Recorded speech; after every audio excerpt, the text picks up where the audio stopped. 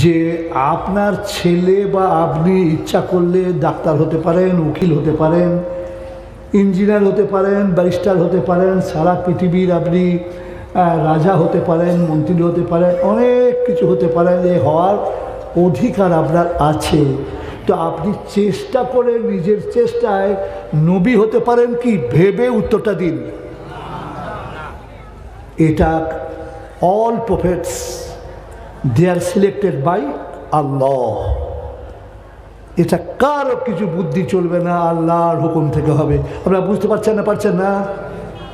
অতএব তারা অসাধারণ, আমরা সাধারণ। অর্থাৎ তাদের পরীক্ষাটা এত উঁচু যে আমরা সেটা বুঝতেই পারবো না। কি ক্লাস 5-এর অঙ্ক হয়, যুক্ত বিযুক্ত আর গুণ আর ভাগ। এই ম্যাথামেটিক্স, ম্যাথ সাবজেক্টটা ক্লাস 10-এ আছে না নেই? তা 1-এর যা অঙ্ক 10-এরও তাই অঙ্ক না, ওদের আরো উঁচু। 1-এর অঙ্ক আর 10-এর অঙ্ক সমান না, ওদের উঁচু। আর যারা এমএসসি পড়ছে ম্যাথ নিয়ে, তাদের অঙ্কটা কি একই? 10-এর আর এমএসসি এক না, হাই র্যাঙ্কের। কীরকম হাই র্যাঙ্কের? আপনি যদি ওই 2-এর ছেলেকে বলে, এই অঙ্ক অঙ্ক শিখিস? বলে হ্যাঁ। বল দেখি ওমেগা কাকে বলে? ওমেগা? আমার মামার একটা ঘড়ি আছে, ওটা ওমেগা মার খায়। ওই তো ওমেগা নয়, ওটা ঘড়ির নাম। ওমেগা কাকে বলে, আলফা কাকে বলে, এগুলো যারা সুপার সায়েন্স পড়ে তারা জানে। সেরকম ছেলে থাকবে, শিক্ষক থাকবে, তাদের এটা মজা লাগছে যে এর বক্তব্যটা আলাদা ধরনের হচ্ছে। বুঝতে পারছেন? নবীদের এমন পরীক্ষা কঠিন হয় যেটা আপনি কল্পনা করতে পারবেন না। উত্তর দেওয়া তো যে কথা কল্পনা করতে পারবেন না। কি ঘুম আসছে? ঘুম আসার লোককে আমি খুব ভয় করি, আর কাউকে ভয় করি না। কোনো প্রধানমন্ত্রী, রাষ্ট্রপতি, কাউকে আমি ভয় করি না। আমি ভয় করি আল্লাহকে। আর দুনিয়াতে ভয় করি আমি ঘুমুনো শ্রোতাকে। কেন বলুন দিন? ওই যে ঘুমিয়ে ঘুমিয়ে শোনে, এই মারাত্মক ক্ষতি। একটা বক্তৃতা করছে, ভাই কোরআন শরীফে আছে ইন্নামা হাররামা আলাইকুমুল মাইতাতা ওয়াদ-দামা ওয়া লাহমাল খিনজির ওয়া মা উহিল্লা বিহি লিগাইরিল্লাহ। ও কিন্তু ঘুমোচ্ছে। কোরআনে আল্লাহ বলেছেন নিশ্চয়ই হারাম করে দেওয়া হলো মরা জন্তু, যেগুলো তোমাদের খাওয়া যায় যাচ্ছে, সেটা মরে গেলে আর খাওয়া যাবে না। আর খাওয়া যাবে না কাঁচা রক্ত, আর খাওয়া যাবে না শরীরের গোশত। ও কিন্তু এখনো ঘুমোচ্ছে। হঠাৎ মৌলভী সাহেবদের মাঝে মাঝে জোর শেষে যায়, হ্যাঁ মুসলমান ভাই, হ্যাঁ ঘুম হয়ে গেছে। আল্লাহর কসম করে বলছি, শুয়োরের গোশত খাওয়া তোমার জন্য জায়েজ হয়ে যাবে। আবার ঘুমিয়ে গেল। যদি ওকে ঘুমিয়ে গেল, ফের বলছি যদি দেখো তোমার আর কোনো খাবার নেই, এইটা না খেলে বাঁচার কোনো রাস্তা নেই, শুধুমাত্র ওইটুকু আছে বলে তুমি খেয়ে বাঁচতে পারো, তুমি খাও, কোনো অসুবিধা নেই, খাও। ওইটুকু শুনে তো ঘুমিয়েছে। তারপর সবারই সাথে বাড়ি গেছে। 9টার সময়, বেলা 9টায় চায়ের দোকানে ঢুকেছে। তো হচ্ছে কাল তুমি ছিলে না রাত 10টা 11টার সময়? বলে থাকবো কি বলে, জলসায় এসেছিলাম। বলে কোথা? বলে ওই অমুক জায়গায়। কে এসেছিলো? কে বক্তা? ওই শালা মরতে চেয়েছিল, শালা শুয়োরের বাচ্চা। ভাই এরকম বলছিস কেন রে? তার অনেক ভক্তাই তোকে মেরে ফেলবে, বলি না। কি বলেছিস? শোন। বলে কী বলেছে? হে মুসলমান ভাই, তোমার শুয়োরের গাছটা খাওয়া চলবে। তাই এবার বলে নাকি? বলে এই চোখ ছুঁয়ে বলেছে। আল্লাহর কসম, সূর্যের আকাশের কসম করে বলছি। তুই প্রতিবাদ করলি না? প্রতিবাদ করবো না? যত শালা ছিল কোনো শালা প্রতিবাদ করলো না, আমি কেন প্রতিবাদ করে দেবো? প্রতিবাদকে আমি মার খেয়ে বলবো? এই ঘুমোনোর লোককে আমার বিস্তর হয়। হ্যাঁ ঘুমিও না। বসো, বাঘ পেলে একটু বসে যাও, বি সিটেড।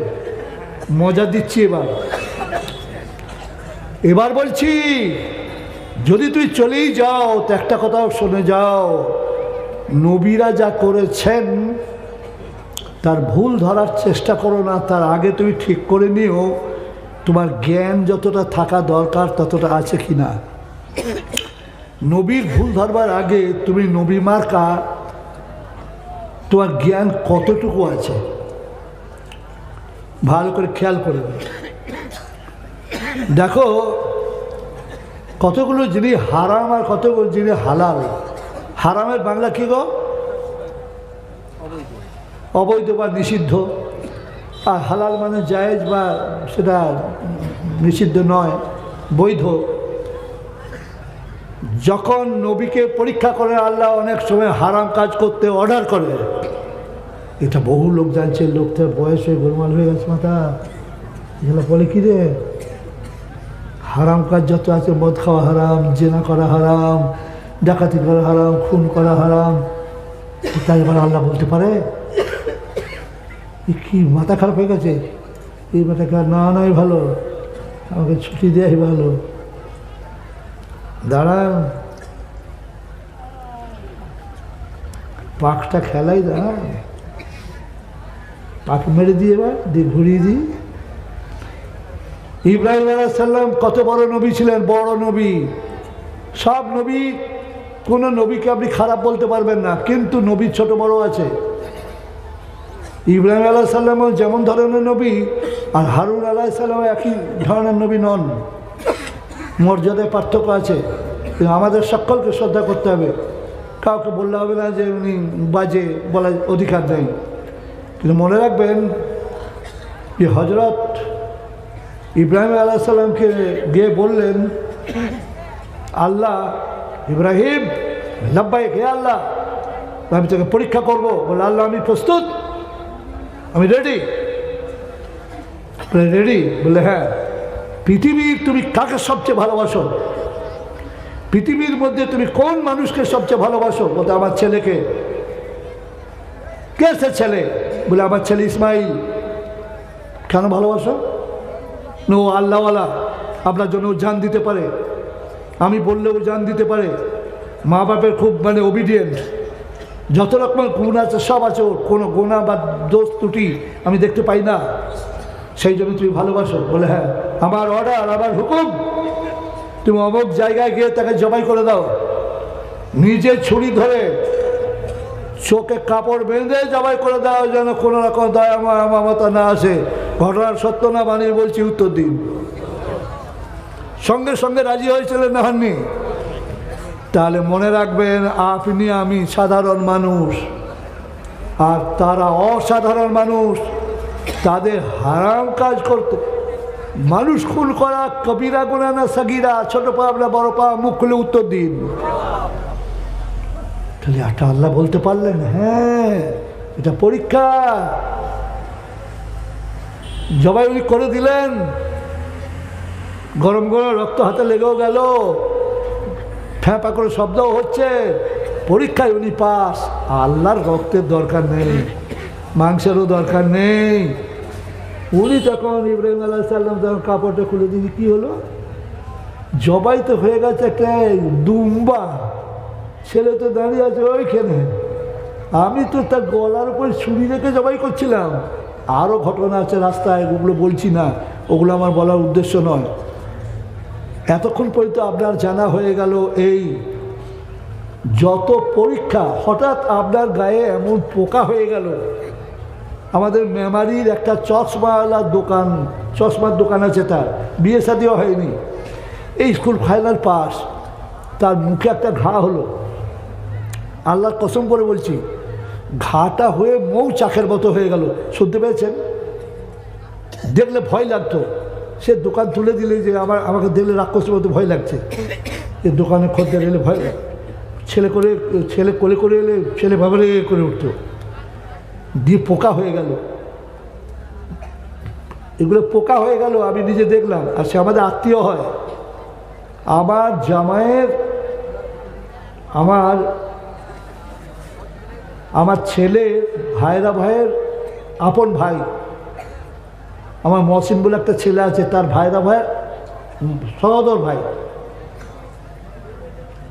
তখন এত যন্ত্রণা হতে লাগলো, আর থাকতে পারলো না। এই পোকাগুলো বড় বড় নিচে নেমে আবার দেয়াল দিয়ে উঠে চলে যাচ্ছে। তখন সে সিদ্ধান্ত নিল যে আমি বিষ খাবো। এই কথাটা আমার কাছে পৌঁছে দিল বাড়ির লোক, যে আজকে ও বিষ খাবে। সঙ্গে সঙ্গে আমি তাকে ফোন করলাম, হ্যাঁ বাবা, তোমার অসুখটা কেমন আছে গো? বললে আমি আর বাঁচবো না। আমি, তুমি বাঁচবে না, তুমি একটা কথা বলবো। তুমি তো মাঝে মাঝে নামাজ পড়তে, মাঝে মাঝে নামাজ পড়তেও না। তুমি মৌলানা নাও, হাফেজ নাও, কারি নাও, মুফতি নাও, এমন কিছু কাজ করো, কিন্তু তোমার পরীক্ষা তো নবীদের মতো হচ্ছে। যার পরীক্ষা যত বড় হবে তার দরজাও তত বড় হবে। তুমি কি এমন সব করলে যার জন্য তোমার ওই হজরত আইয়ুব আলাইহিস সালামের মতো পরীক্ষা হচ্ছে, যে ঘায়ে পোকা হয়ে গেল, পোকাগুলো নেমে পালাতো, উনি আবার বলতে পালাচ্ছিস কেন, আল্লাহ খেতে দিয়েছে খা, আবার এতে গুজে গুজে ভরে দিতেন। তুমি কি এমন সব করেছো গো? তখন সে ফোনে কাঁদছে, যন্ত্রণাতেও কাঁদছে আর মরার ভয়েও কাঁদছে। বাবা তো কাঁদিস না রে, তুই মরে গেলে বড্ড উঁচু জায়গায় থাকবি, অন্য লোক ভাববে যে এত উঁচু দরজা পেলো কী করে, খবরদার যেন আত্মহত্যা করিস না। তখন আমাকে বলছে আমি আত্মহত্যা করবো, সিদ্ধান্ত নিয়েছিলাম আর করব না, যতই যন্ত্রণা হোক আর আত্মহত্যা করব না, সিদ্ধান্তটা পাল্টে ফেললো। তাহলে আমি এতটুকুর মধ্যে আপনাকে এইটাই বললাম যে নবীদের কি কথা বলতে বলতে আপনি চলে এসেছি মনে নাই তো আপনাদের? আমার মনে আছে, আমার বুড়ো মগজের মনে আছে। কি বলুন দেখি, কি কথা বলতে বলতে আপনি চলে এলাম? হ্যাঁ, নবী বিয়ের ওপরে কেউ যদি বাজে কিছু খেয়াল মনে করে, এটা ঠিক নয়, ঠিক নয়। নবীর বিয়েটা একটা আশ্চর্য বিয়ে, পৃথিবীতে একটাই বিয়ে এরকম হয়েছে, আর হয়নি। কি বলতে বলতে আপনি চলে এসেছি, আপনার মনে করছেন ভুলে গেছেন, ভুলিনি, আল্লাহর রহমত, আল্লাহ ভোলার নেই। সেটা কি? যে নবী সাল্লাল্লাহু আলাইহি সাল্লাম এত সুন্দর ছিলেন দেখতে, তাকে বিশ্ব সুন্দর বলা তখন নিয়ম ছিল না, এখন বিশ্ব সুন্দরই হয়। যে সুন্দর কেউ হয় কি? হয় না।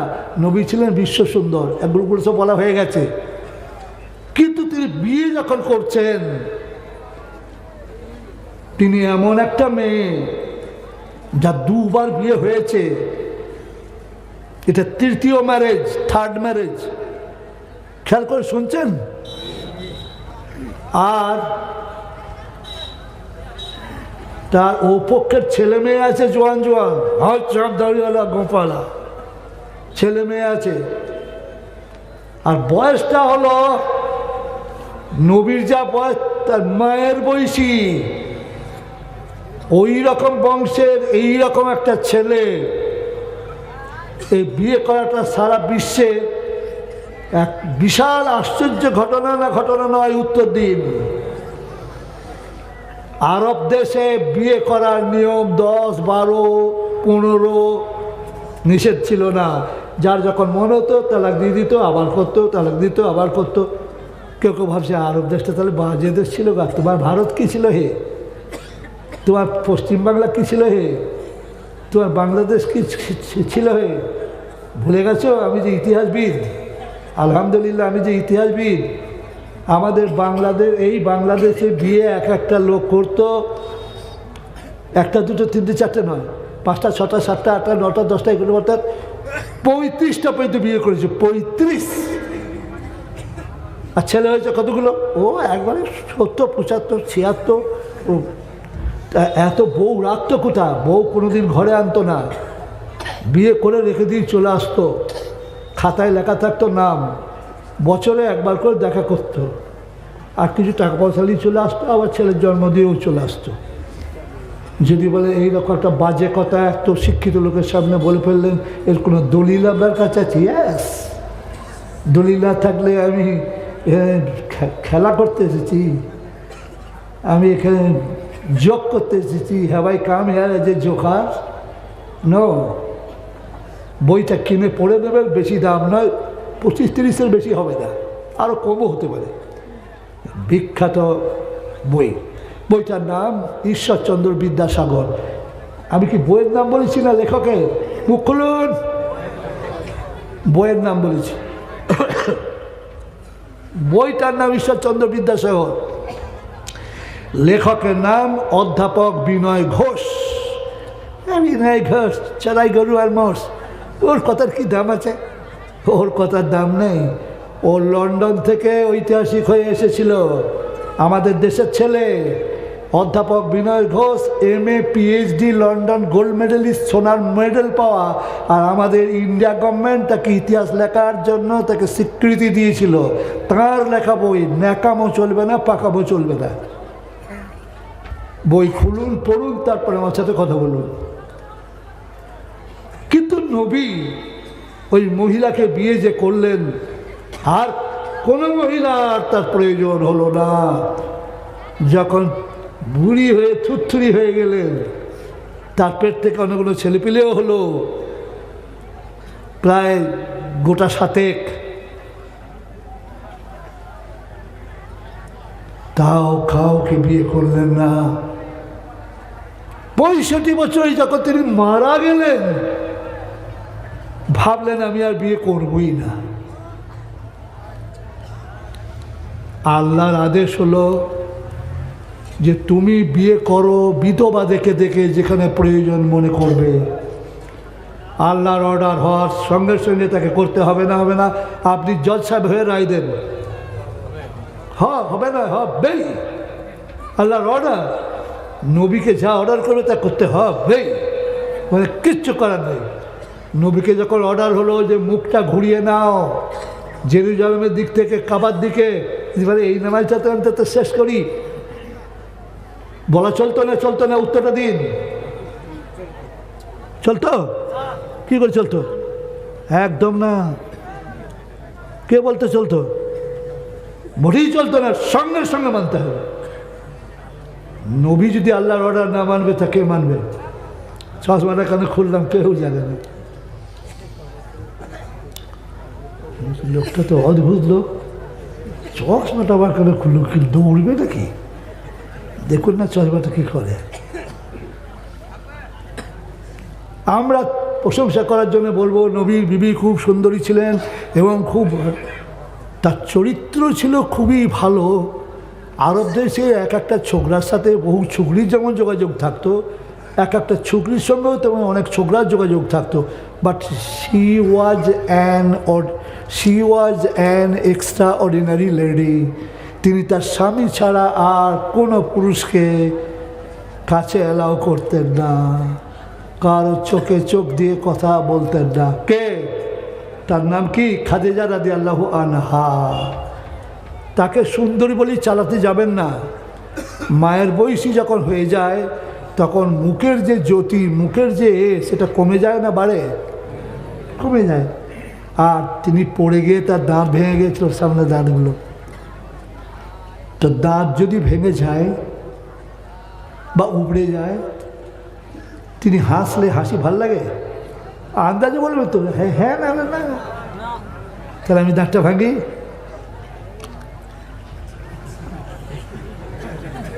না, দাঁতটা লাগিয়ে একবার হাসি।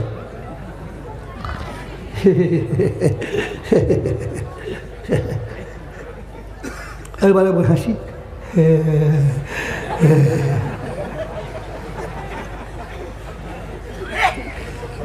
আমি তো খেপা নই। এই বিবিকে নিয়েই কালি কাটালেন সারা জীবন, হল্লাই। একটা দেখাও, সারা ওয়ার্ল্ডে একটা দেখাও। ইন্ডিয়ায় নয়, পাকিস্তানে নয়, হিন্দুস্তানে নয়, জার্মানি নয়, জাপান, থাইল্যান্ড, গিল্যান্ড, হল্যান্ড, পোল্যান্ড, নেদারল্যান্ড না নিউজিল্যান্ড নয়, একটা ওয়ার্ল্ডে দেখো, আমি দেখতে চাই। যার এইরকম সুন্দর চেহারা, যার জীবনে মিথ্যা নেই, যার জীবনে সততার অভাব নেই, যার চরিত্রের মধ্যে কোনো খুঁত নেই, যিনি কাউকে মানে অত্যাচার করতে জানেন না, যিনি মানুষকে সবসময় ক্ষমা করতে পারেন, এরকম একটা এক্সট্রাঅর্ডিনারি লোকের প্রথমে নাম বলো, তারপরে বলো যে তিনি এরকম মেয়ে বিয়ে করেছেন। দেখাও দেখি মায়ের লাল বাপের বাঘা বেটা কি আছো। এবার দাগটা লাগাচ্ছি গো। বলি, ছেলেরা বলে আমার আব্বার জন্য একটু নরম রুটি করো, মনে মনে শালা আমার নরম রুটি খাবে, এত টাকা দিচ্ছে আমার নরম নরম রুটি খাবে। ওরে বোকা গাধা, আমার দাঁতগুলো বাঁধানো, যদি আমি শক্ত রুটি খাই ফকাম করে ঘুরলে যাবে রে দাঁতটা, খাওয়াবো কী করে? তাই একটা রুটি খাই রাতে। আজ কটা খেয়েছি? আজ একটাই খেয়েছি। একটা রুটি খেয়েই বেঁচে আছেন? হ্যাঁ তো বেঁচে তো আছি, প্রতিদিন একটা করে রুটি খাই। তো তাতেই তো বেঁচে রয়েছি। তা আমি যদি বেঁচে থাকি এইভাবে 87 বছর, তো আমার 14টা রুটি খাওয়ার লাভ কী হবে বলো? শেষকালে হিসেব করে দেখা যাবে আমি 10 কুইন্টাল পায়খানা বেশি করে গেছি। কী লাভ হবে তাতে? পৃথিবীর কোনো লাভ হবে না, আমার কোনো লাভ হবে, ওতেই আমার চলে যাবে। আপনাদের দুয়ার বড়ে যতদিন বাঁচবো, তারপরে যেদিন আল্লাহ ইমানের সাথে নিয়ে দেবেন ওতেই আমি খুশি, ব্যাস। এবার বলছি, আল্লাহ নবী মুহাম্মদ রাসূলুল্লাহ সাল্লাল্লাহু আলাইহি সাল্লাম সম্পর্কে বহু কথা আমাদের জানা হয়নি। আল্লাহ সম্পর্কে কত দূর বললাম যে আল্লাহ সম্পর্কে এমন একটা ধারণা আপনি পাকা করে নেন যে আল্লাহ ছিলেন, আছেন, থাকবেন, আর যে কোনো অবস্থায় তিনি আমাকে দেখছেন। হি ইজ অলওয়েজ অবজারভার, সব সময় আমাকে দেখছেন।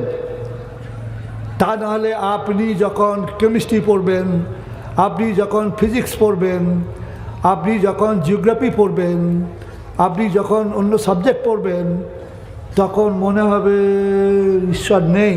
আর তখন আপনি বইয়ের পাতায় পাতায় আপনি নাস্তিকতারই উপঢৌকন পাবেন, উপহার পাবেন। এবার আমি একবারে শিশুর মতো একটা ছোট কথা আরম্ভ করছি। আপনারা আল্লাহ আছেন কি না এটা নিয়ে একটু ভাবুন। একদল শিক্ষিত লোক বলছে no existence of Allah, no existence of God, এইসব কিছু না, সব ফলস। মৌলবীদের চালাকি, ও সব পাদ্রীদের চালাকি, ও সব রোজগার করার ধান্দা, ইত্যাদি ইত্যাদি ইত্যাদি। তা আপনি বলুন, আপনারা মৌমাছি দেখেছেন না দেখেননি? আমি কিন্তু উত্তর পাইনি। মৌমাছির যে চাক, ওই চাকগুলো তার ভেতরে মধু থাকে, আর ওপরকার ওই ঘরগুলোর মধু থাকে, আর নিচেকারগুলোতে বাচ্চা থাকে। তো ওই চাকগুলো আরও তাড়াতাড়ি উত্তর দেবেন, তাড়াতাড়ি কাজটা এগিয়ে যাবে। চাকগুলো চৌকো না গোল? আমি শুনছি, বলুন। যারা গোল বললেন 100 নম্বরের মধ্যে 0 পেয়েছেন, ফেল। এবার বলুন, গোল না চৌকো? চৌকো যারা বলেছে তারাও 0 পেয়েছেন। 6 কোণা যিনি বলেছেন উনি 100-র মধ্যে 100 পেয়েছেন। এই 6 কোণাটা দেখবেন জিওমেট্রিক্যাল, জ্যামিতি যে জানে না সে 6 কোণের ছবি আঁকতে পারবে না। কোনো গরুর পক্ষে সম্ভব নয় যে 6 কোণা একটা ঘর করা, একটা দাগ দেয়া। ছাগলের পক্ষেও সম্ভব নয়, বাঁদরের পক্ষেও নয়, শিম্পাঞ্জি, ওরাংওটাং, গরিলার পক্ষেও সম্ভব নয়, বনমানুষের পক্ষেও সম্ভব নয়। তাকে জিওমেট্রি জানতে হবে, জ্যামিতি জানতে হবে। আপনি আর একবার দেখবেন আমি চলে যাওয়ার বাদ যে হাউ ইট ইজ পসিবল, এই কী করে এটা সম্ভব? কে তার মাস্টার? কে তাকে শেখালেন 6 কোণা ঘর হতে হবে, আর প্রত্যেকটা এক মাপের হতে হবে, একটুই দিকুদিক হবে না? সম্ভব? এটা দেখেও যদি আপনি আল্লাহকে খুঁজে না পান, আল্লাহ যদি আপনাকে জাহান্নামে না দেন, তাহলে তো অবিচার হবে গো। ভালো করে ভাবুন, ভালো করে চিন্তা করুন, যেটাই আপনি দেখবেন অবাক হয়ে যাবেন। আচ্ছা, এবার আমি জিজ্ঞেস করছি, মায়ের পেট থেকে ছেলে কি কি শিখে আসে? মায়ের পেট থেকে বেরিয়ে কি কি শিখে আসে? কাঁদতে, তাকাতে, চোখ বন্ধ করতে, খেতে, পেচ্ছাপ করতে, পায়খানা করতে, নিঃশ্বাস নিতে, নিঃশ্বাস ভেতরে ঢুকাতে, আর কুঁকা কুঁকা কুঁকা করে আওয়াজ করতে। যখন ও মায়ের দুধ খায়, ও জানতো না যেটা চুষতে হয়। ওকে কে বলে দিলে যেটা চুষে খা? আল্লাহ। এই আল্লাহকে ছাড়বেন না কখনো, জান্নাত আপনার রিজার্ভেশন হয়ে গেল। আপনি জানেন, ছেলেকে আপনি যা দুধ খাওয়াচ্ছেন, মায়ের দুধ খাচ্ছে, ছেলেকে যখন আপনি গরুর দুধ, মোষের দুধ খাওয়াবেন, তখন গরুর দুধে, মোষের দুধে চিনি মিশাতে হবে, নাহলে খাবে না। তো মায়ের দুধের ঠিক ততটা চিনি দিয়ে দেওয়া হয় যতটা ছেলের মুখে ধরে। ঠিক বলছি না ভুল বলছি? উত্তরটা দিই। গরুর পাকস্থলী ক্ষমতা বেশি, মানুষের পাকস্থলীর ক্ষমতা কম। গরুর যদি একটা ময়লা মুত মিশানো বাজে একটা জল খেয়ে ফেলে গরুর বাছুরে, সে মরবে না। তো মানুষের বাচ্চাকে যদি ছোট এক চামচ পায়খানার ঝর্তি পড়তি পানি খাইয়ে দেওয়া হয়, তার বিশাল কঠিন অসুখ হয়ে যাবে না বলুন? কেন ওর হজম করার ক্ষমতা কোথাও? ওটা ভালো করে খেয়াল করুন।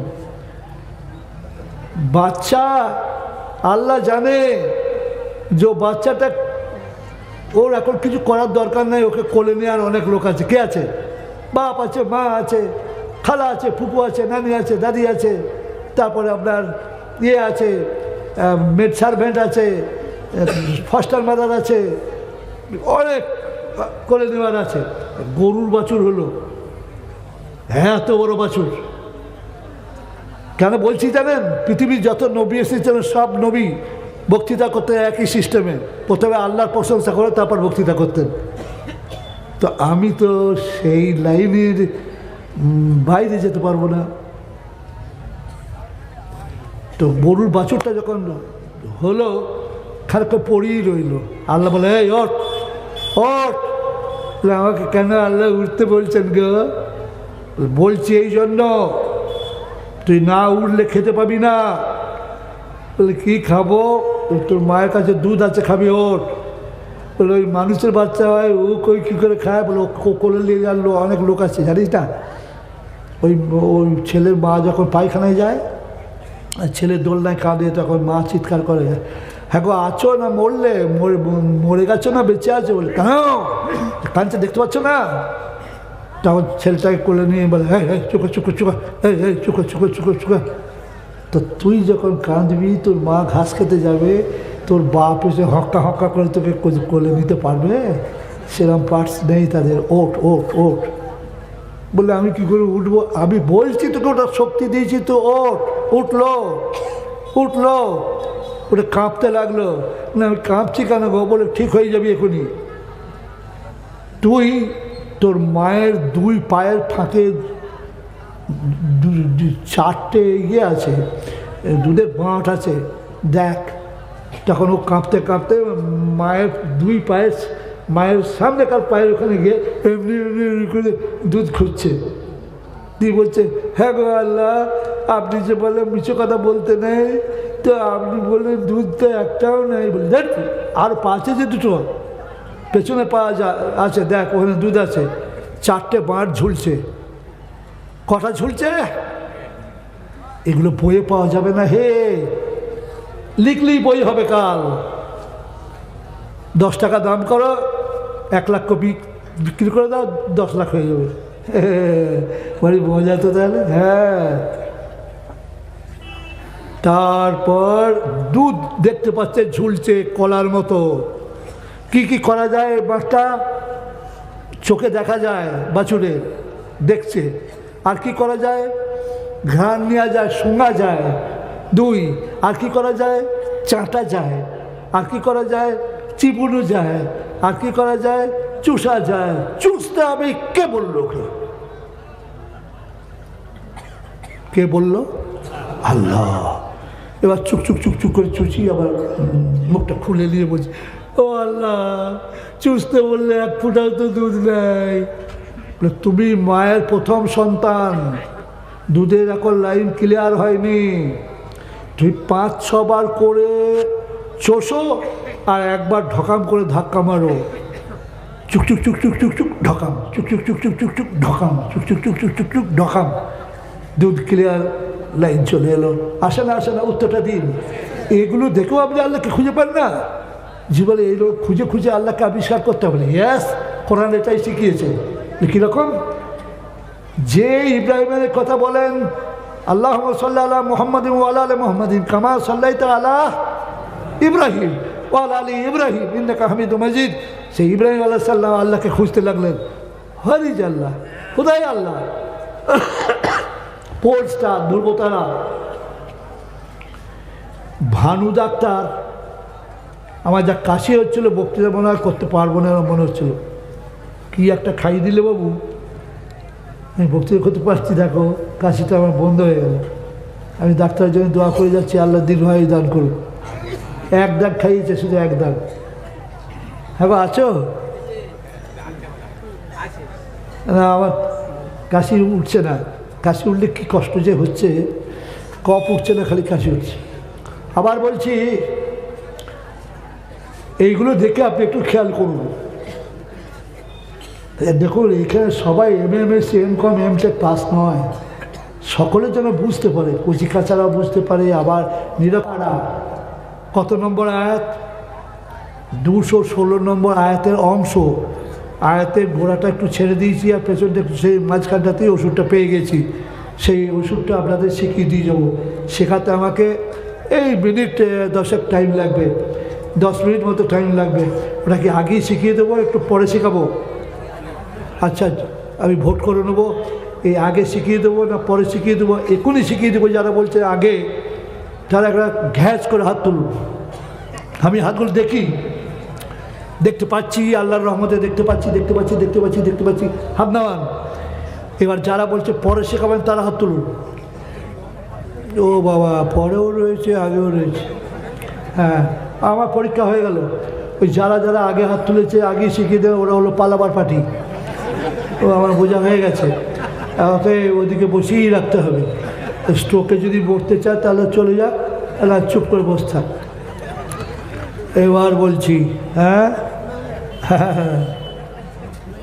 বুড়োর রস ভালোই আছে। হ্যাঁ, পালাবে কোথায়? হে,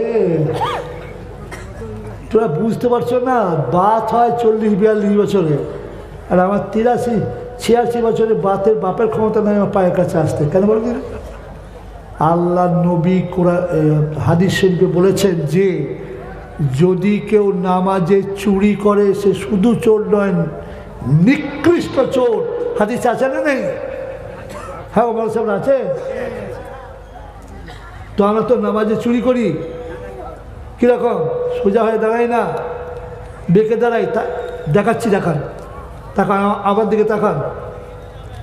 চশমাটা কোথায় রাখি, ধরো তো একটু, খালি আমাকে দেখে যান, আমি কথা বলবো না বেশি। দেখুন, নামাজ পড়তে চুরি হয় কত জায়গায়। আল্লাহ, হাত এরকম হবে না, হাতটা হবে কাবা শরীফের দিকে। আপনার গাল কাবা শরীফ নয়, একটা চুরি।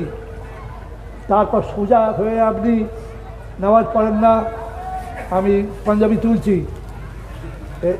এইরকম বেঁকিয়ে থাকেন, হাঁটু সোজা হয় না, হাঁটু এমন হবে যে ওদিকে আর যাবে না। তারপর উঠবার সময় এইরকম ওঠেন, যে আর ওঠেন না, এতটা উঠতে হবে। তাহলে যদি চুরি করেন তাহলে কবুল কী করে হবে? তারপরে যখন সালাম ফিরেন, ওখানেও চুরি। সালাম ফিরবেন যখন, আসসালামু আলাইকুম রহমতুল্লাহ, একবার আর কাঁধ ওদিকে যাবে না। আসসালামু আলাইকুম, কাঁধ আর যাবে না। আমরা কি করি? কাঁধটাকে সরিয়ে আনি, হাতটাকেও হেরি, এটাও চুরি। সবটাই তো চুরি, তা কবুল হবে কি করে? যদি বলেন তাহলে এত উপকার নামাজে। হ্যাঁ, আমি বললাম একটা উদাহরণ দেবো, মসজিদে নামাজ পড়া ভালো না ঘরে, দিয়ে আপনারা মনে করি দেননি। আমার কিন্তু ঠিক মনে আছে, ওই আলু গাছার কথা বলছিলাম। একটা লোক বস্তা আলু কিনবে, বস্তা, তার ভেতরে অনেক কাঁটা ফাটা অনেক আছে, ওগুলো বেছে বেছে আনবে, গোটা বস্তা কিনবে। তো ইমাম সাহেবের সাথে নামাজ পড়লে এইটা লাভ, তার এই যে ভুল চুকগুলো আছে ওগুলো সব মাফ হয়ে যায়, সব মাফ হয়ে যায়। তবলিগের সঙ্গে আপনাদের যোগ আছে? যারা তবলিগে মাঝে মাঝে গিয়েছিলেন বা যান, কষ্ট করে একটু হাত তুলুন, হাত নামান। হজরত মৌলানা ইলিয়াস রহমতুল্লাহ নাম নিশ্চয়ই জানেন। তিনি ইন্তেকালের বাদ আরও সব বড় বড় বুজুর্গ ছিলেন। হজরত ইউসুফ রহমতুল্লাহ আল্লাহকে আমরা হজরতজি বলতাম। আমি ওর সাথে তবলিগ করেছি। হজরত ইউসুফ রহমতুল্লাহ মারা গেলেন যখন, তখন বলা ইনামুল সাহেব ওর সাথেও আমি তবলিগ করেছি। তারপরে হযরত মাওলানা উনিও যখন মারা গেলেন তখন ওই হারুন সাহেব মারা গেলেন। হারুন সাহেব যেদিন মারা যান তার জানাজায় আমি শরীক ছিলাম। দিল্লির নিজামুদ্দিনে তার কবর হয়ে গেল। তো আমি আমার প্রত্যেকটি ছেলেদের তবলিগের সাথে যোগ রেখে দিয়েছি।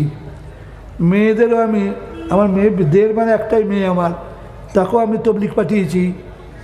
মানে তবলিগের সাথে যোগ আমাদের সবারই আছে। শুধু একটা কথা বলে যাচ্ছি আজকে,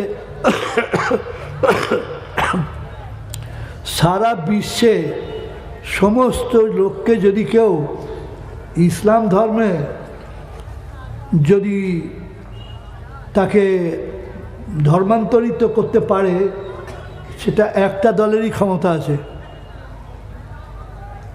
কোন দলের নাম বলবো বলে মনে হচ্ছে? তবলিগ। পৃথিবীর সমস্ত নবী তবলিগ করে গেছেন। তো তবলিগের বিনিময়ে কোনো নবী কখনো টাকা পয়সা জামা কাপড় কোনো জিনিস চেয়েছেন না? ফ্রি। উত্তরটা দিন। এটা তবলিগ ছাড়া আর কারো বলার অধিকার নেই। ওদের একচেটিয়া এটা। সুতরাং এদের বিরুদ্ধে খবরদার কখনো গীবত করবেন না, বিশাল বিপদ হয়ে যাবে, করবেন না কখনো। এবার বলছি যে আজ আমরা ভারতবর্ষের মুসলমানদের, আপনাদের জানা আছে, শুনেছেন কিন্তু অতটা জানেন না, মুসলমানদের এত টাকা যে আমাদের বাপদাদারা টাকা দান করে গেছে যে গরিব মুসলমানদের জন্য এটা দান করে দিয়ে গেলাম। সেই টাকাটা সব জমা আছে। সেই টাকাটাকে কি টাকা বলা হয়? ওয়াকফ। সেটা এত টাকা হয়েছে যে ওটা যদি মুসলমানদের ভাগ করে দেওয়া, সারা ভারতবর্ষে কোনো মুসলমান গরিব থাকবে না। এগুলো কেউ বলবে না আপনাকে। তো সেই টাকা কীরকম, একটা উদাহরণ দিলে বুঝতে পারবেন। একটা 10 তলা বিল্ডিং আছে কলকাতায়, 62 তলা বিল্ডিং আছে না নেই? 62 তলা বিল্ডিং, তার ভাড়া কত হবে? তো ওটা একটা আমার সামনেই হয়েছে। বড় বড় বিল্ডিং, তার ভাড়া যেখানে হবে 4 লাখ টাকা 5 লাখ টাকা, 4 লাখ টাকা 5 লাখ টাকা, তারা টোটাল যে ভাড়া দেয় সেটা হয়, শুনলে তো হাসবেন, 400 টাকা 500 টাকা। তো যখন বলে যে না ভাড়া বাড়বে করে গেই তাকে 1 লাখ টাকা ঘুষ দিয়ে দেয়। আর ওয়াকফ অফিসের নিচে থেকে উপরে সব মুসলমান, সব মুসলমান, সব অমুসলমান কেউ নেই। তো তারা কেউ আজ পর্যন্ত কিচ্ছু যা করা উচিত ছিল কেউ করেননি। এখন যা দিন আসছে ও টাকা মুসলমান মোটেই পাবে না, 1 পয়সা কিচ্ছু পাবে না, সব নষ্ট হয়ে যাবে। কেউ কিচ্ছু করলো না।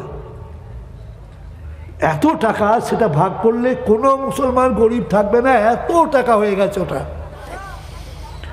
তো কি আর বলবো, রাজনীতি যারা করেন তারা বলে ভালো বুঝবেন, আমি ছোট মাথার মানুষ, কি বলবো। সরকার, আমি আদম আলাইহিস সালাম থেকে কথা তুলেছি। হযরত আদম আলাইহিস সালামের কথা কোরআনে আছে। বলে ওটা আবার আপনি কী করতে বলতে হয়েছে, আমরা ওটা জানি না নাকি? হ্যাঁ জানেন তো নিশ্চয়ই বটে, কিন্তু মনে রাখবেন ভারতবর্ষের জন্যে আমরা মুসলমান যত আছি, ভারতবর্ষের মুসলমান সংখ্যাটা আমরা ঠিক জানি না। আচ্ছা কেউ বলতে পারেন ভারতবর্ষের মুসলমান কত? একটু আমাকে হেল্প করুন তো, মুসলমানের সংখ্যাটা কত হবে? হ্যাঁ বলুন বলুন। 33, 30 থেকে 35। আচ্ছা আপনাদের কথাই মানলাম। 35 কোটি মুসলিম, অনেক মুসলিম দেশে, গোটা দেশে নেই। ঠিক বলছি না ভুল বলছি? এই এত যে মুসলিম, তাদের জন্য ভাবনা কিছু আমরা করলাম না, আমরা শুধু নিজের সংসারের ভাবনাই করলাম। এই লক্ষ্যটাকে যদি কোনো রকম বার করে দেওয়া, কোথায় যাবে? কথায় কথায় যদি ঝগড়ায় এ কথা বলা হয় যে তোদের পাকিস্তানে চলে যা তোরা শালা, তা পাকিস্তান তো আমাদের নয়।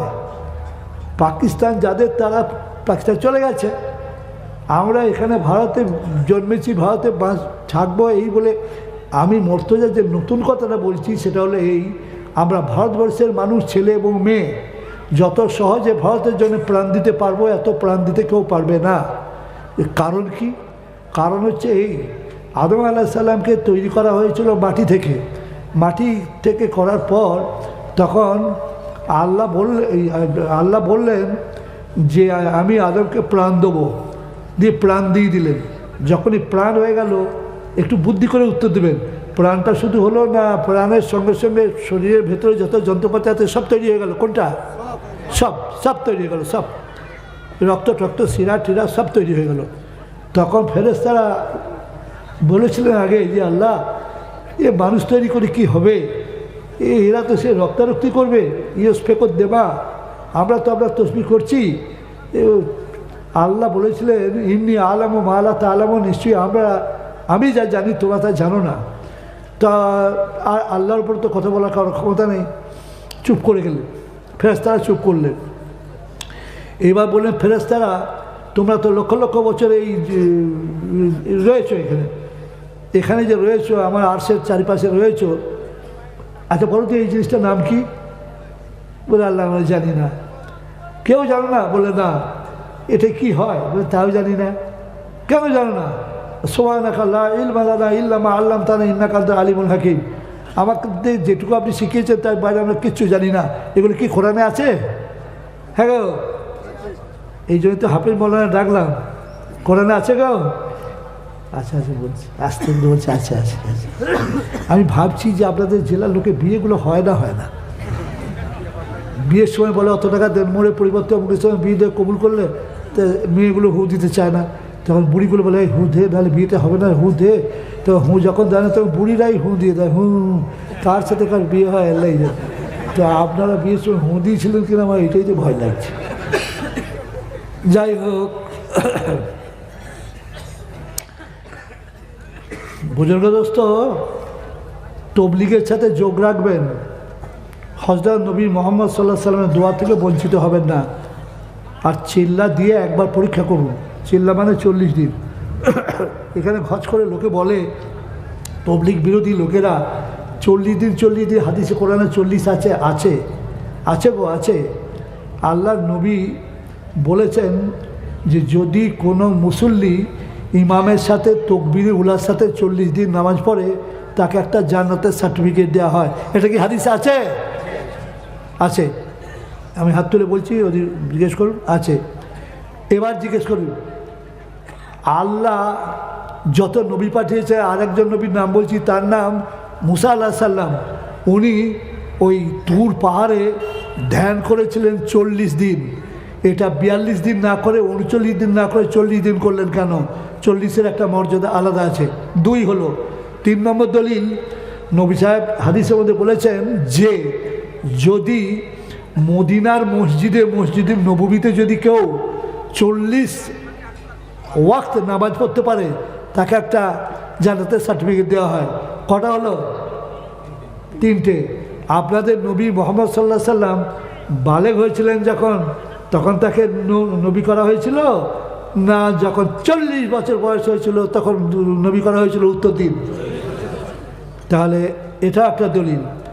আর দলিল আছে, নবী সাল্লাল্লাহু আলাইহি সাল্লাম বলছেন, আমার উম্মতদের মধ্যে দিনের জন্য যদি কেউ 40টা হাদিস মুখস্থ করতে পারে, মাত্র 40, 200-400 নয়, শুধু 40, 40, কিয়ামতের দিনে তাকে বড় আলেম করে তোলা হবে।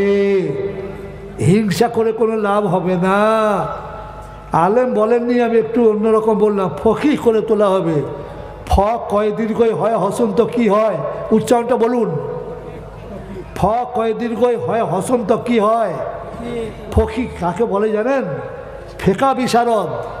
অর্থাৎ কয়েক কোটি লোকের ভেতরে, 1-2 কোটি লোকের ভেতরে 1-2টো হয়, হাজারে হয় না। তো বলে কয়েকটা নাম বলুন। নাম বলছি, ইমাম আবু হানিফা একজন ফকিহ রহমতুল্লাহ আলাইহি, ইমাম শাফি একজন, ইমাম মালিক একজন, ইমাম আহমদ ইবনে হাম্বল একজন, ইমাম ইউসুফ একজন, ইমাম মোহাম্মদ একজন, ইমাম ইবনে হাজার আসকালানি একজন, ইমাম তাইমিয়া একজন। এরকম ধরনের ফকিহ করে তোলা হবে, চারটিখানি কথা নয়। তাহলে দেখা যাচ্ছে 40 যারা বলেন এটা কোথা থেকে পেলে হে? তুমি মূর্খ, কোথা পেলাম শুনে নাও ভালো করে। তবলিগ জামাতে যে ঝগড়া করার নিয়ম নেই, এখানে ভালো করে শুনে নাও, বেয়াদবি করো না, ধ্বংস হয়ে যাবে, জান্নাত তোমার জন্য হারাম হয়ে যাবে। আল্লাহকে ভয় করো, খবরদার তবলিগের সাথে লড়াই নেব না। হাদিসটা এবার আমি মুখস্থই বলছি। ক্বালা মুহাম্মদ রাসূলুল্লাহ সাল্লাল্লাহু আলাইহি সাল্লাম মান হাফিজা আলা উম্মতি 40 হাদিসান ফি আমরি দীনিহা বাসাল্লাহু ফাকিহাও ওয়া কুনতু লাহু ইয়াউমাল কিয়ামাতি শাফিআ ওয়া শাহিদা আও কামা কাল। আর সে যে ফকি হবে, আমি তার জন্যে সাক্ষী থাকবো আর তার সুপারিশ করব। নবী বলছেন, এটার মূল্য আছে না নাই? আপনি আজ থেকে আমি আপনাদের বলছি, আপনার যে দোয়াটা কবুল হচ্ছে না, যে আল্লাহ আমাকে একটু হালাল রুজি রুজিকা বরকত একটু দিয়ে দিন, আল্লাহ আমার ছেলেগুলোর জন্য পড়াশোনার ব্রেন ভালো হয়, আপনার দোয়া কবুল হচ্ছে না, আপনি 40 দিন দিলে একটা ছোটো দোকানে কাজ করে আপনাকে তাড়িয়ে দেবে, ইয়ার কী করবার জন্য এসছ, 40 দিন ছুটি হবে, লোক আর দুনিয়ায় নেই, বের। আপনি 3 দিন মাসে দেন, 3 দিন মাসে দিলে 13 মাস দেবেন, কত হবে? 3 13 39। আর আল্লাহকে একদিন ফাও দেন, দিয়ে বাড়ি আসুন, বাড়ি এসে 2 রাকাত নামাজ পড়ুন, মসজিদে হোক বাড়িতে হোক, যে আল্লাহ করে, হে মুনিব, হে পরওয়ারদিগার আলম, আমি 40 দিন ফাটাফুটো যাই আমল করে এলাম, আল্লাহ আপনি আমার এই দোয়াটি কবুল করুন। আমি জামাতেও দোয়া করেছি, এখানেও দোয়া করছি, আল্লাহ এই দোয়াটা আমাকে কবুল করুন। হে পরওয়ারদিগার আলম, তবলিগ করতে করতে যারা ইন্তেকাল করেছে তাদের দরবার করতে এই দোয়াটা কবুল করুন। আর তবলিগে যারা এখনো যুক্ত রয়েছে তাদের দরবার করতে এই দোয়াটা আপনি কবুল পরীক্ষা করে দেখুন, হয় কি হয় না দেখুন। আমি গোলাম আহমদ মর্তজা 36টা টাকা নিয়ে বেরিয়েছিলাম ঘর থেকে, কত বললাম? মাত্র 36টা, আর 4টে হলে 1 চিল্লা হতো গো, 36টা। তো আল্লাহকে বলি, আল্লাহ এত বড় আমাদের পশ্চিম বাংলায় 19টা জেলা, এখন কিন্তু 19টা জেলা নেই, এখন জেলা বেশি হয়ে গেছে, এখন কটা? 23 গো, 23-24 হয়ে গেছে। তা আল্লাহ 19টা জেলায় একটা মাদ্রাসা এমন নেই যে বুখারী, মুসলিম, তিরমিজি, আবু দাউদ সব গোটা পড়া হয়, করতেই হবে। যেমন দেওবন্দ আছে, সাহারানপুর আছে, মুরাদাবাদে আছে, ওই ইয়েতে আছে, ডাবেলে আছে, আরও বহু জায়গায় রয়েছে, লখনৌয়ে রয়েছে। তো টাকা চাই, টাকার আগে চাই ঈমান। আল্লাহ আপনি আমার সব ব্যবস্থা করে দেন। তো আল্লাহ আমাকে দিয়ে করিয়েছেন 10 কোটি 20 কোটি নয়, 100 কোটি 200 কোটি টাকার কাজ নয়, 100 কোটির কাজ করা হয়েছে। আপনি একটু খোঁজ নেবেন, একটু যাবেন। যদি বলেন রেগে ধুর তোমার ওখানে পেচ্ছাপ করতেও যাবো না, তাহলে পেচ্ছাপ করবার দাওয়াত দিচ্ছি, একবার মুতে আসবেন। যে একটা ফকির কি করতে পারে, বুঝতে পেরেছেন? আর আপনাদের যে জলসা করেন, প্রত্যেক বছরে জলসা করেন, টাকা আদায় করেন, আমরা প্রত্যেক বছর জলসা করি না, 5-6 বছর বাদে বাদে করি। আমি কি ঠিক বলছি না ভুল বলছি? তো টাকা আমাদের তাহলে চলে কী করে? খালি মাদ্রাসা সেকশনটাই তো খালি 2 কোটি টাকা খরচা, তো চলে কী করে? আমাদের টাকা দিয়ে যায় ঘরে, লোক রেডি আছে যে এই 1 লাখ দিলাম, 50,000 দিলাম, 10,000 দিলাম, কি 2 লাখ দিলাম, এখনো হিসেব হয়নি। হিসেব হয়ে যদি টাকা বাঁচে আবার দেবো, আবার ফোন করে হিসেব হয়েছে, টাকা বেঁচেছে, আবার নিয়ে যান। বিশ্বাস করছেন না? করছেন না? তবলিগে যদি ইয়ে করেন, শিক্ষকরা যদি ঠিক করেন, প্রত্যেক শিক্ষক 3 দিন, মাসে 3 দিন করে দেবেন, এক দল যাবে, সেগুলো সব হবে মুহাম্মদ সাল্লাল্লাহু আলাইহি সাল্লামের সব সদস্য। তারা এসে জিজ্ঞেস করবে যে আপনার চাল আছে, আপনার এই রোজা পড়িতে চাল, যে চালের দরকার চালটা আছে? তা বলবে না, চাল কম পড়বে। ক মাসে? 3 মাসে। কাউকে বলতে হবে ওটা আমি 1 লাখ দেবো। বিশ্বাস করছেন না? করছেন না? না বানিয়ে বলছি বলে মনে হচ্ছে আপনাদের? কি করে চলে? খালি ইলেকট্রিক বিলই তো আসে ক লাখ টাকার ইলেকট্রিক বিল। যা দেখেননি তারা বুঝতে পারবেন, এবার দেখে আসবেন। এত ছেলে যে খায়, আলু ছেলা, এত আলু ছিলবে কে? মেশিনে আলু ছেলা হয়, ওই বস্তা দিয়ে কাজ হয়ে যায়। দেখবেন গিয়ে দেখবেন যে হ্যাঁ লোকটা, আমি তো জীবনে মিথ্যা বলি না, জীবন প্রতিশ্রুতি ভঙ্গ করি না, জীবনে কাউকে বদদোয়া করি না, কখনো জীবনে প্রতিশোধ নিই না, তা আমার দোয়া কবুল হবে না কেন? আর আমি চিল্লা দেয়া লোক, চিল্লা দিয়েছি, লোককে দেয়া করিয়েছি, বুঝেছেন? আমি চিল্লা দিয়ে যা দেখেছি সেটা আমার চোখে দেখা, সে আপনি এখন আমার ওটা বলা ঠিক হবে না, এখন লোক ক্লান্ত হয়ে গেছে। আমি দুটো জিনিস আপনাদেরকে শিখিয়ে দিয়ে যাচ্ছি, আপনার কখনো ইনশাআল্লাহ স্ট্রোক হয়ে মৃত্যু হবে না। যদি হয়ে যায় আমি দায়ী হব? খালি মুসলমানদের না, হিন্দু মুসলমান যারা আছে কারো হবে না, কারো হবে না। বলে না কি খেতে হবে? কিচ্ছু খেতে হবে না, খালি একটা কথা মনে রাখবেন, বাস, it will be sufficient, it will be enough. এবার বলছি, আপনারা মনে করেন আমি ডেলি জলসা করি না, ডেলি জলসা করলে আমি কিন্তু কোটি কোটি টাকার লোক হতাম। আমি কোটি কোটি টাকার লোক নই। আমার এই যে গাড়িটা দেখতে, এত দামি গাড়িতে চেপে তুমি এসেছো, তুমি তো অনেক টাকার লোক না বাবু। গাড়িটা আমার ছেলে কিনে দিয়েছে, আমার ছেলে, সবচেয়ে যেটা ছোট ছেলে, ছোটোর ওপরের ছেলেটা, সে বললো আব্বা আপনার গাড়ি আর উঠছে না, বলে না পুলে উঠতে পারছে না, তো কী হবে? ওটা বিক্রি করতে হবে। তা বিক্রি করতে গেলাম কোম্পানির ঘরে, ওটা কত দাম দিলে? মাত্র 1 লাখ টাকা। 1 লাখ টাকা আবার দাম হয়, ওটা কী করা যায় বলে দিই। তো বলে আপনি ভাবছেন কেন, আমি আবার গাড়ি কিনে দিচ্ছি একটা করে, এই 15-16 লাখ টাকার গাড়িটা কিনে দিয়েছে। ওইটা দিয়ে করি চাপছি। আর ট্রেনে বাসে আর আমার যাওয়ার তো ক্ষমতা নেই। তো আমি জীবনে মিথ্যা বলতে জানি না, আর বলতে যেন আমাকে না হয়। আমার আপনাদের জন্য চিন্তা, আমি তো মরেই যাব, কিন্তু আপনাদের যে কী অবস্থা হবে আমি কিছু বুঝতে পারছি না। আমি বারবার বলেছিলাম, আপনারা আমার কথা শোনেননি। আজকে আমি ওই ওষুধ শেখাবার আগে একটা জরুরি কথা বলবো বলে করছি, কোরআন শরীফ সম্পর্কে বলবো, আপনার অনুমতি দিচ্ছেন? আমরা যারা বাংলায় কথা বলি, সেটা হলো পশ্চিম বাংলা, সেটা হোল বাংলাদেশ। 2 জায়গা হলো, একটা হলো আসাম, 3 জায়গা হলো, একটা হলো ত্রিপুরা, ওটা গোটা প্রদেশ, আর একটা হলো ঝাড়খণ্ড, আর একটা হলো বিহারের খানিকটা, আর উড়িষ্যার খানিকটা। এতটা জায়গায় বাংলায় কথা বলে। বাঙালিরা কেন এত মানে জটিল মনের হলো, এটা আমার এই 86 বছর আমি বুঝতে পারলাম না। কেন এই সর্বনাশা বুদ্ধি তাদের মাথায় খেলে, আমি বুঝতে পারলাম না। যদি বলে আপনিও তো বাঙালি, হ্যাঁ আমিও বাঙালি। আপনারা বলুন, কোরআন শরীফ যে আল্লাহ তাআলা পাঠিয়েছেন, এই কোরআন শরীফের অনুবাদ চীনেরা নাস্তিক, চাইনিজরা মুসলমানদের উপর অত্যাচার করছে, আপনার কাগজে দেখেছেন না দেখেননি? ওরা চাইছে যে তোরা আমাদের মতো শুয়োর খা, তোরা আমাদের মতো এরকম হ, দাড়ি রাখবি না, নামাজ পড়বি না, রোজা রাখবি না। এমন গজব পড়ে গেছে, এমন একটা রোগ হয়েছে, সে রোগের ওষুধ খুঁজে পাওয়া যাচ্ছে না। শুনেছেন না শোনেননি? 500 লোক মরলে বলছে 50টা লোক মরেছে। লোক মরে একবারে যা হবার তাই হচ্ছে, বুঝলেন? আল্লাহ কী যে করতে পারেন আর কী যে করতে পারেন না, সে আইডিয়া আমাদের নেই। যে কথা বলছি, সারা বিশ্বে কোরআন শরীফের অনুবাদ সব ভাষায় হয়ে গেছে। চাইনিজরা ওদের ভাষায় কোরআন বার করে ফেলেছে, চাইনিজরা। তারপর ফ্রেঞ্চ ভাষায় বেরিয়েছে।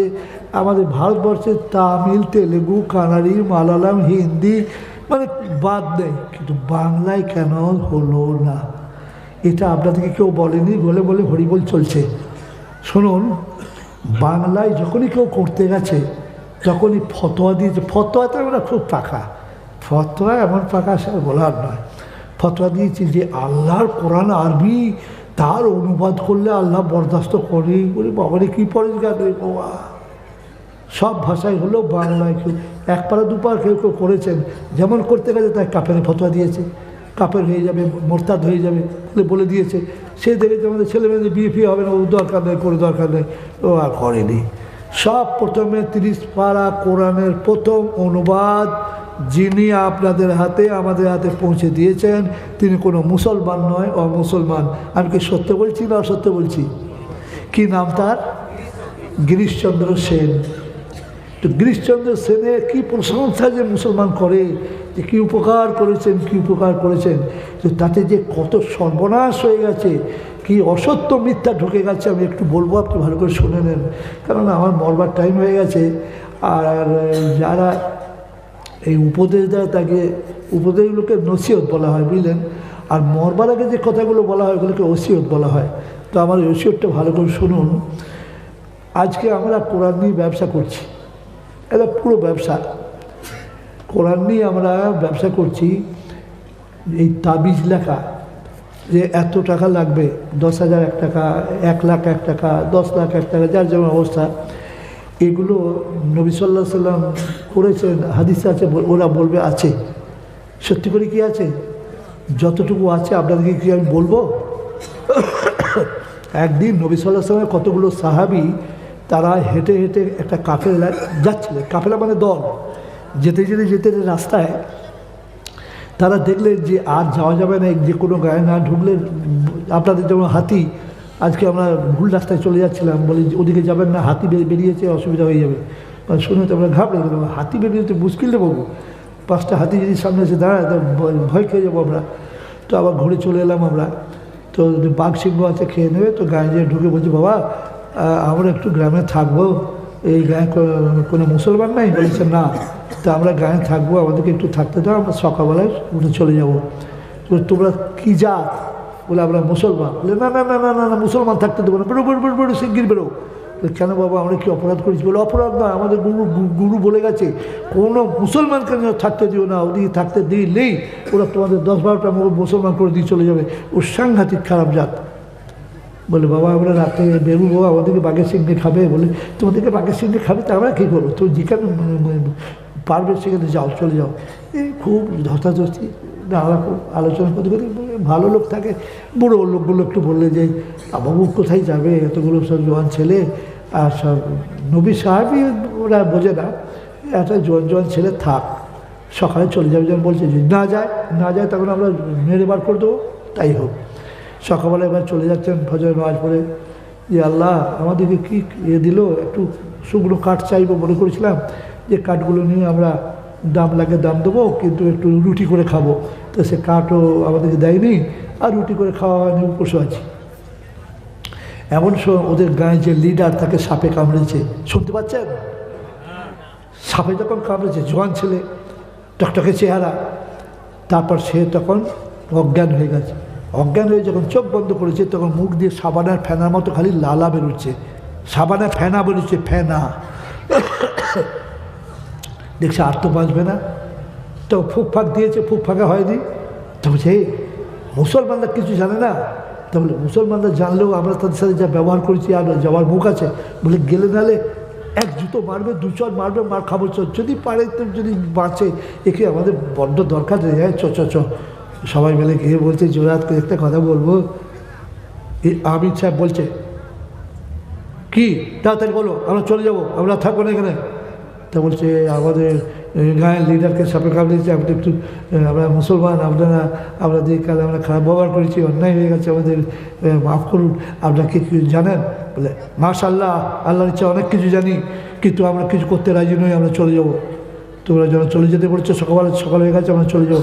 আমরা জোরাত করে বলছি, আপনি যদি জানেন তো একটু দেখুন না, কিছু ফোক ফাঁক দিয়ে দিতে পারি, ফোক ফাঁক অমনি দেবো না।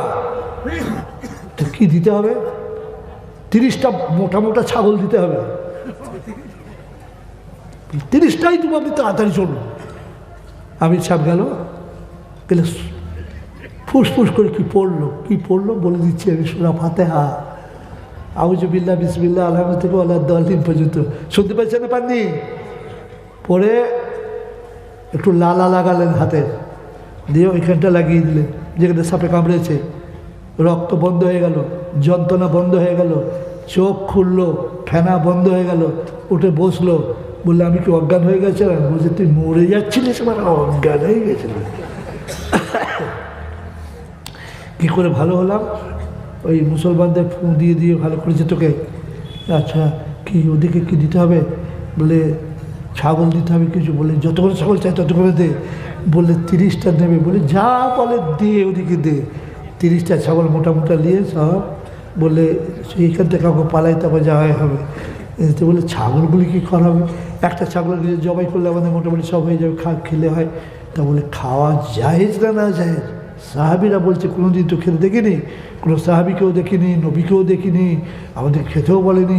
আর যদি হারাম হয়, হারাম জিনিস খেলে আবার হারাম রক্ত তৈরি হয়ে যাবে, সেটা তো আর রক্তের সাথে মিশে যাবে, সে তো বিশাল। বলে অত ঝামেলার দরকার নেই, আমরা যেমন হেঁটে হেঁটে যাবো ছাগলগুলোকে তেমনি হাঁটিয়ে হাঁটিয়ে নিয়ে যাবো, ভেড়াইলারা যখন যায় তো ছাগলগুলো। আর নবীর দরবারে গিয়ে, নবীর কাছে গিয়ে সালাম দিতে হতো, আসসালামু আলাইকুম ইয়া রাসূলুল্লাহ করতো, উত্তর না এলে আবার খানিকক্ষণ দাঁড়িয়ে আবার বলতো আসসালামু আলাইকুম ইয়া রাসূলুল্লাহ। যখন উত্তর আসতো, হ্যাঁ ওয়ালাইকুম আসসালাম রহমতুল্লাহ, যাচ্ছি করে তো হ্যাঁ করছে, অপেক্ষা করতেন। এইরকম করছে। এইবার নবী সাল্লাল্লাহু আলাইহি ওয়াসাল্লাম এসেছে, ওয়ালাইকুম আসসালাম রহমতুল্লাহ, এসে দেখছি কতগুলো ছাগল চিৎকার করছে, ভ্যা ভ্যা ভ্যা ভ্যা ভ্যা ভ্যা, এ কোথায় নিয়ে যাচ্ছে ওদিকে? নবী বলছে এরকম করে তো আমাকে কেউ দেখা করতে আসে না, এই ছাগল নিয়ে এসছে। তখন বললে হ্যাঁ গো, তা তোমার আমার সাথে দেখা করতে এসছো কিসের জন্য? বলে হুজুর একটু কথা আছে। কথা তো আছে বুঝতে পারছি, তো কী কথা? গোটা ঘটনাটা বললো, বলতে গেলে সময় নষ্ট হবে, আর সময় নষ্ট করে ওটা মানে অপচয় হবে, সময়ের অপচয় হবে। তো সব বললেন এই এই এই এই এই এই এই এই এই এই। কিন্তু আমরা জানি যে এরকম আপনারা কেউ করেন না, আর আমরা তো সাহাবী আপনার, তো আপনি যদি জায়েজ বলেন তাহলে ওটা খাওয়া যাবে না, ওটা হারাম হবে। তো বলে হারাম হলে কী করবে? বলে হারাম হলে আমরা ছেড়ে দেবো, যেদিকে মন চলে যাবে, যে পাবে ধরে দেবে খাবে। বললে ফোঁটা দিয়েছিল কে? এইবার আমির সাহেবের ভয় হয়ে গেছে, এই সম্পূর্ণ। তো এখন বলছে আমির সাহেব। কে আমির সাহেব? বলে হুজুর আমি। তাল হিন্দি আমার কাছে আয়। রে এইবার দেখ কী করে। বলে হুজুর আমি দিয়েছি। কি বলে ফু দিয়েছিলি? বলে সূরা ফাতিহা।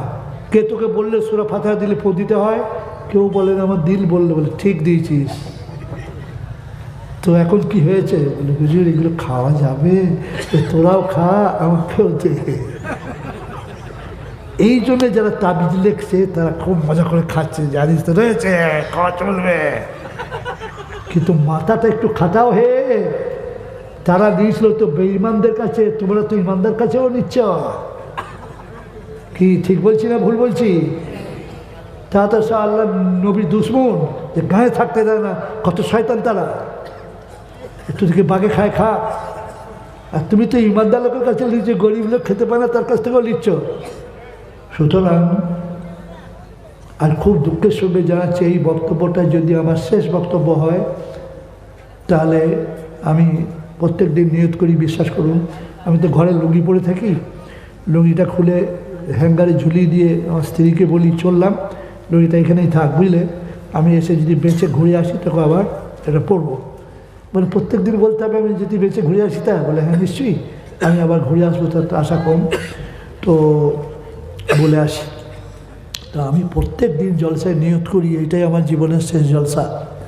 তাই এত মন নিংড়ে কথা বলতে পারি, যাতে মানুষের কোনো অসুবিধা না হয়, মানুষ উপকৃত হয়, সেই জন্য। এবার আপনাদের যে ফাঁকে ফাঁকে যে কথাটা বলেছি এটা ভুলে যাবেন না। আপনার যদি কঠিন পরীক্ষা হয়, বিবি মরে গেল, তারপরে দেখছেন ছেলে মরে গেল, তারপরে দেখছেন চাচা মরে গেল, তারপরে দেখছেন মরে গেল, একদম মনে রাখবেন যে এর মধ্যে মঙ্গল আছে। এটা পরে বলছি। এবার বলছি যে এই কোরআন সম্পর্কে আপনি আশ্চর্য হয়ে যাবেন। গিরিশচন্দ্র সেন, আপনার গিরিশচন্দ্র সেনের কোরআন পড়েছেন নাকি আমার জানা নেই? পড়েছেন? জানেন না। দু একটা নমুনা বলছি। তিনি লিখেছেন সাজদার বাংলা পরিপাত। কি বললাম? পরিপাত। পরিপাতের বাংলা হলো নমস্কার। আপনার তো জ্ঞান বুদ্ধি আছে, নমস্কার করলে সেজদা হয়ে যাবে? হলে বলুন হবে, নাহলে বলুন না। সেজদা করতে গেলে 8টা জায়গা মাটিতে ঠেকতে হবে। 8। প্রথম কোনটা ঠেকবে? প্রথম ঠেকবে দুটো হাঁটু, 2 হলো, তারপর 2 হাত, 2 তারপর নাক, তারপর কপাল, কটা হলো? 6, পেছনকার দুটো পা 8, কি করে হয়? এইবার ফেরেশতার বাংলা করেছে দেবদূত। দেব মানে হচ্ছে ঠাকুর, মরদ ঠাকুর, আর দেবী মানে মহিলা ঠাকুর। ঠিক বলছি না ভুল বলছি? উত্তর দিন। কি করে দেবদূত হয়? আচ্ছা, বাংলার কেউ অনার্স আছেন, এমএ আছেন? কেউ নেই? বাংলা পড়ছো সেরকম কেউ নেই? এই মৌলানা আমার বাড়িতে 1 তারিখে আগমন করেছিলেন, 17 তারিখে প্রত্যাগমন করেছিলেন। আগে আগমন হয় না আগে প্রত্যাগমন হয়? তাও বলে না। আগমন আগে হয়, তারপর প্রত্যাগমন হয়। তো আল্লাহর ওহিটার বাংলা করেছে প্রত্যাদেশ, তাই হয়। প্রত্যাদেশ যদি হয় তো অত্যাদেশটা কোনটা? আল্লাহ সরাসরি কোরআন নিজেই ফাইনাল করে দিয়েছেন, আমি তৈরি করব এবং পাঠাবো জিবরাইলকে দিয়ে। সেটা কখনো প্রত্যাদেশ হবে না, ওটা অত্যাদেশ হবে। ভালো করে শুনুন। এবার মুসলমান যারা তর্জমা করেছেন তাদের পায়ের ধুলো আমার চোখের সুরমা। যে ভুল তারা করে গেছেন তাদের জন্য দোয়া চাইবেন, আল্লাহ যেন তাদেরকে ক্ষমা করেন। এ ভুলের সীমা নেই। কীরকম দেখাচ্ছি। ছোট ছেলে একটাও নেই না? কি আছে? ছেলে আবার লুকুচ্ছে। এই সব কেউ লুকুচ্ছে না? কি পণ্ডিত হয় বল দিদি? কিচ্ছু। হ্যাঁ হ্যাঁ হ্যাঁ, তুমি ওইদিকে মুখ করে দাঁড়াও বাবা, শোনা দাঁড়াও। কি নাম তোমার? তুমি ওইদিকে মুখ করেই বলবে, আমি শুনতে পাচ্ছি। ফারহাদ। কোন ক্লাসে পড়ো? আমার দিকে তাকাচ্ছ। 8-এ পড়ে। বেশ, 5-এর জন্য পাওয়া গেল না। তুই কোন ক্লাস পড়িস? কোন ক্লাসে পড়িস? এই না,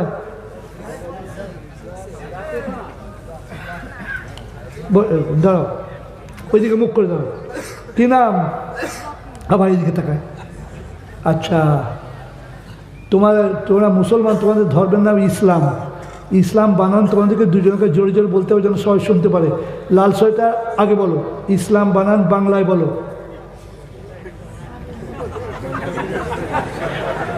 পালা পালা পালা, যা জিনিস তৈরি করছেন না সব।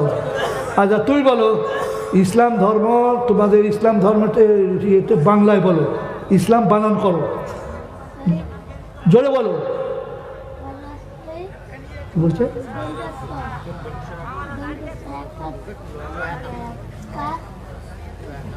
হ্যাঁ গো, এইতে পরে ইসলাম বানাতে আমি বুঝতে পারি। স্কুলের অবস্থা তো বাবাটা দেবে গেছে। যা বাবা যা, ছুটি, যা ছুটি ছুটি। যাক, আপনারা যারা আছেন তারাই উত্তর দেন। আপনাদের ধর্মের নাম ইসলাম তো? ইসলাম বানানটা বলুন একসঙ্গে, আমি শুনবো। বলুন। হসই